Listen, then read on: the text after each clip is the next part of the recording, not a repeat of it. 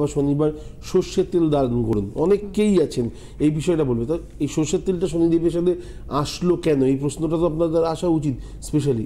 ওই বিষয়ে আমার মনে হয় আলোচনা, সর্ষের তেলের সাথে শনিদেবের সম্পর্কটা কোথায়, কেন উনি খুশি হন, কেন ওনার থেকে ওইখান থেকে কৃপা লাভ হতে পারে। ফার্স্ট কথা হচ্ছে, যখন ওই 12 নম্বর ঘরে লগ্নের যখন 12 নম্বর ঘরে শনিদেব বসে যান রাবণের ছেলে মানে মেঘনাদের ঘরে, তখন রাবণ শনিদেবকে বদ্ধ করে একটা কারাগারে রেখে দিয়েছিলেন।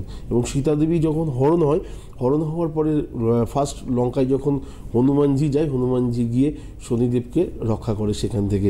এবং রাবণের সৈন্যরা শনিদেবকে মারবেন বলে একদম প্রস্তুত ছিল। সেই সময় এক পাহাড় থেকে আরেক পাহাড়ে যখন ফেলে দেওয়া হয় শনিদেবকে, তখন উনি সাংঘাতিকভাবে আহত হন।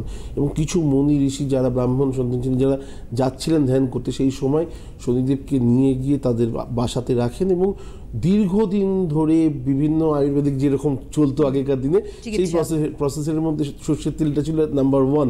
সেইটা দিয়ে তাকে মালিশ বা সেবা শুশ্রূষা করা হয় এবং দীর্ঘদিন চলতে থাকে এবং শনিদেব সুস্থ হয়ে ওঠেন। মানে সেই সময়ে পঞ্চকর্ম আর কি, আয়ুর্বেদ পঞ্চকর্ম এখন আমরা যেটা দেখছি, রাইট। তো সেই জায়গা অনুযায়ী উনি আজকের ডেটেও যদি কোনো ভক্ত যদি ঠিক মন থেকে, এই যে সর্ষের তেল দেওয়া যায় এটা প্রত্যেকেই জানে, কিন্তু কি কারণে দেওয়া হয় এটা খুব কম লোক জানে। একদম। তো